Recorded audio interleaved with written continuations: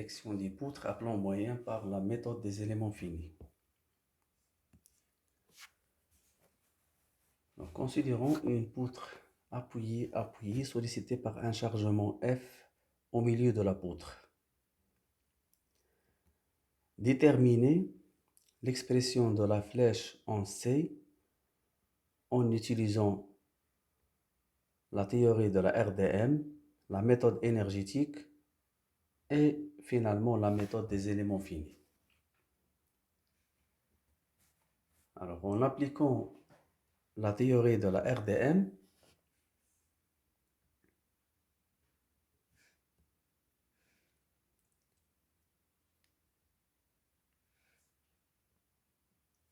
étape numéro 1, principe fondamental de la statique pour déterminer les réactions aux appuis AY, BY.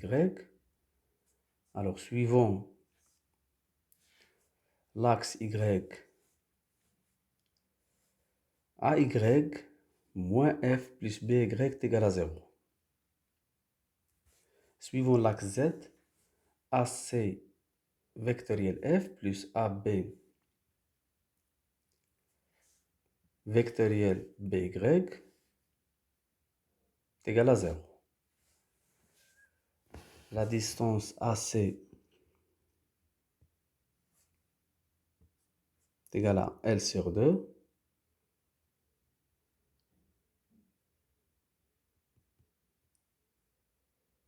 BC, L sur 2.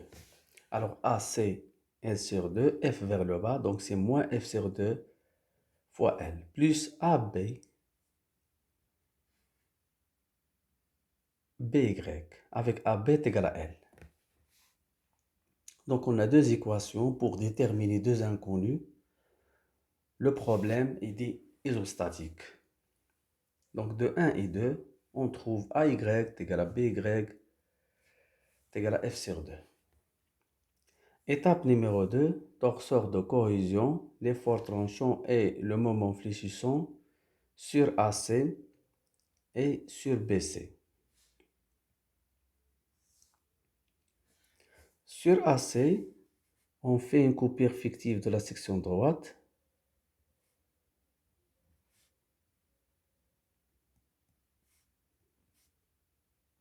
Donc l'effort tranchant T est égal à moins la somme des forces situées à gauche de la coupure. Et le moment fléchissant est égal à moins la somme des moments des forces situées à gauche de la coupure. Donc MF est égal à G moins GA vectoriel AY. GA moins X AY F sur 2. Donc ça donne F sur 2X. C'est une droite. Et de la même manière, on fait une coupure fictive de la section droite entre BC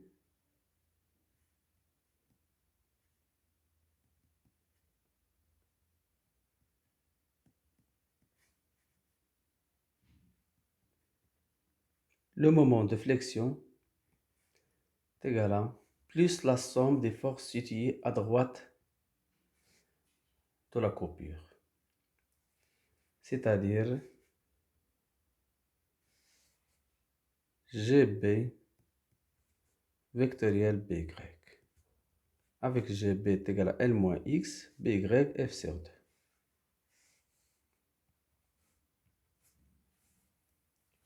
Étape numéro 3, diagramme du moment fléchissant.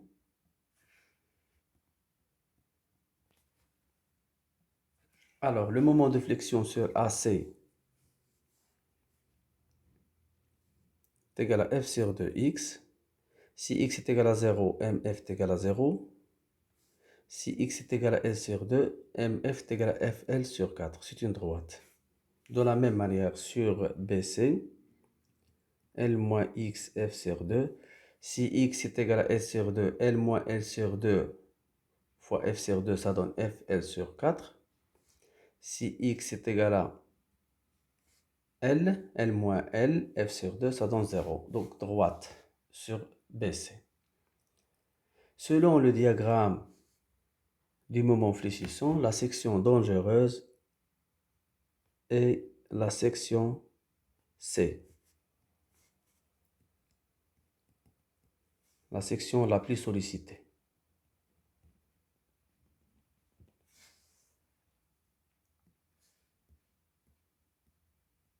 Étape numéro 4, flèche maximale.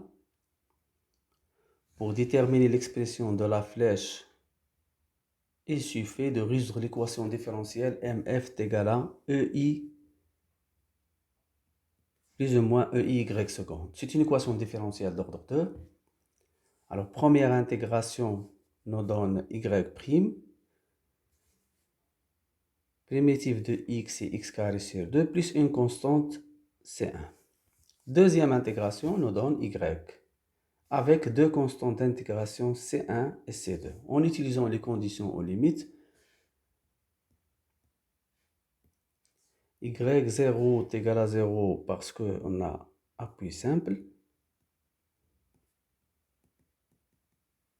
Alors y0 est égal à 0.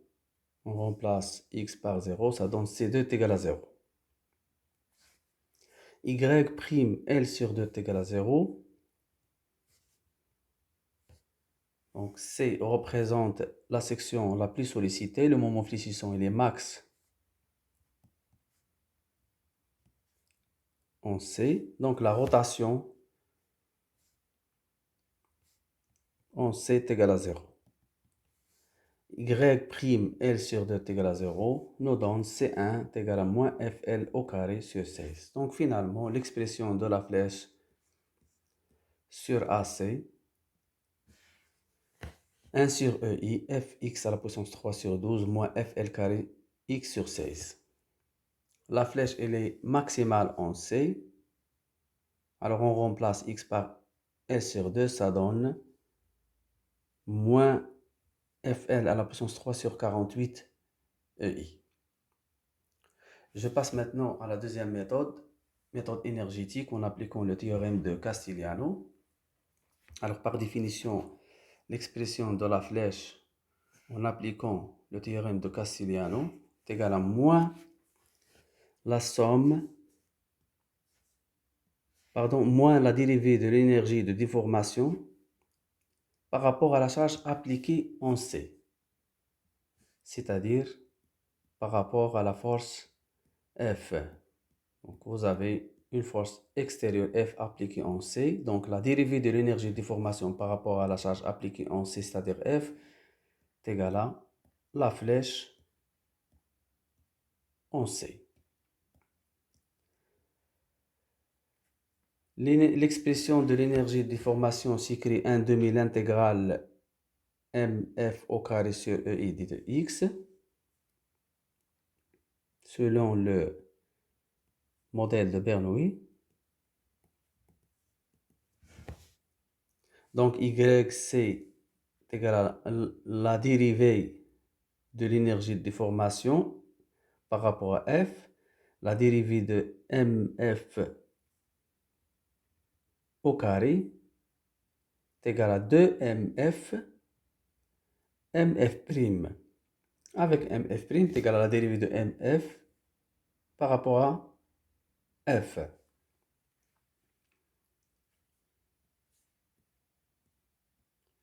Donc YC est égal à moins 1 sur EI, l'intégrale entre 0 et L sur 2, c'est-à-dire sur la zone AC, MFAC prime, plus 1 sur EI, l'intégrale entre C et B, c'est-à-dire entre L sur 2 et L, MFBC prime. On a déjà les expressions du moment fléchissant sur AC, sur BC.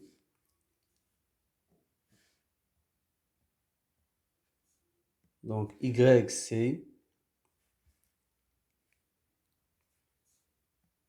en calculant les deux intégrales entre 0 L sur 2 et entre L sur 2L, ça donne moins FL à la puissance 3 sur 48 EI.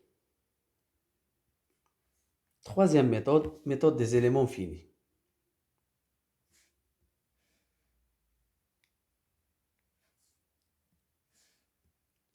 Alors, étape numéro 1, détermination de l'expression des matrices de rigidité élémentaire entre AC et BC.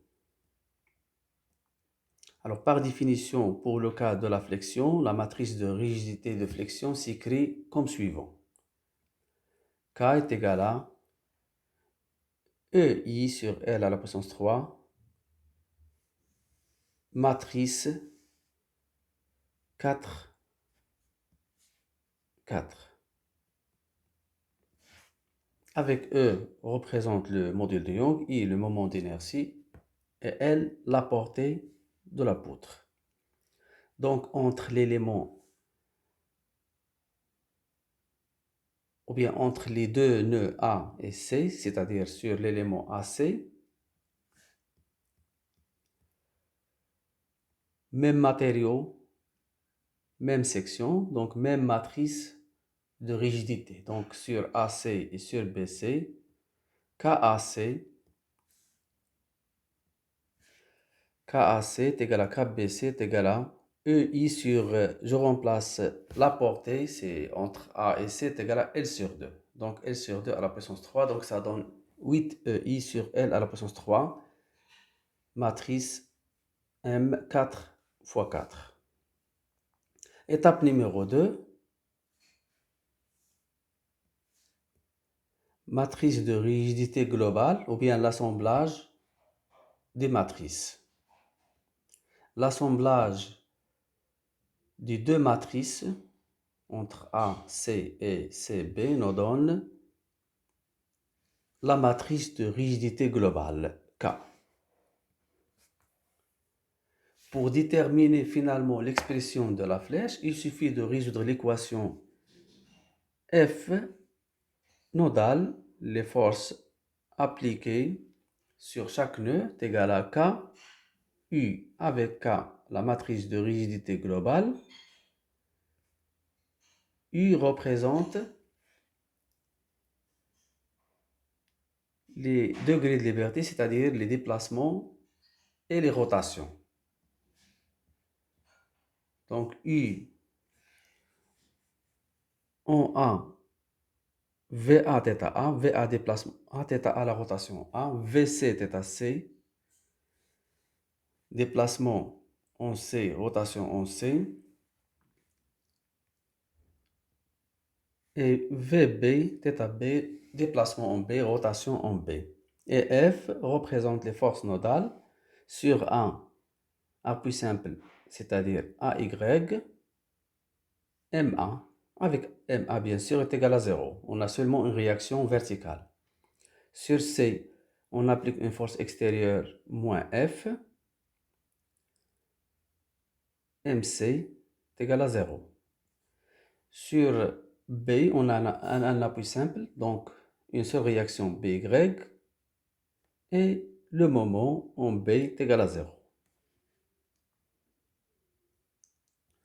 En utilisant les conditions aux limites, c'est-à-dire VA est égal à 0, parce qu'on a appui simple en A, VB est égal à 0, parce qu'on a appui simple, MA est égal à 0, parce qu'on a une seule réaction AY en A, c'est un appui simple. Sur C, MC est égal à 0.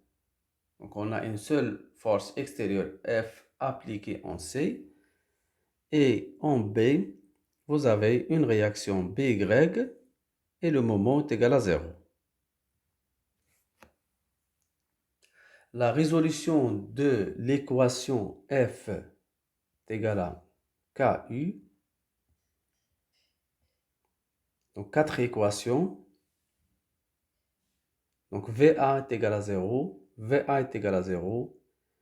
Supprimer la première ligne, la première colonne. VB est égal à 0. Supprimer la cinquième ligne, cinquième colonne.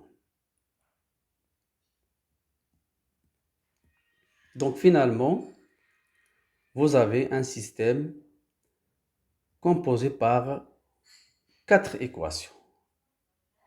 La résolution de ce système, les 4 équations 1, 2, 3 et 4, nous donnent finalement la rotation θ1 moins 3FL au carré sur 128 EI, la rotation en B, θB, 5FL au carré sur 128 EI, et la flèche en C, moins FL à la puissance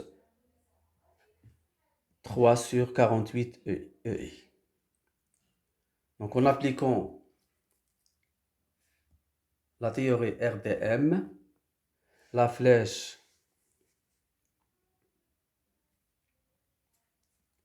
en C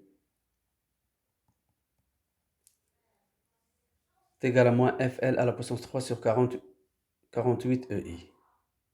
Méthode énergétique, même résultat. Élément fini, moins FL3 sur 48 EI. Donc, on trouve le même résultat.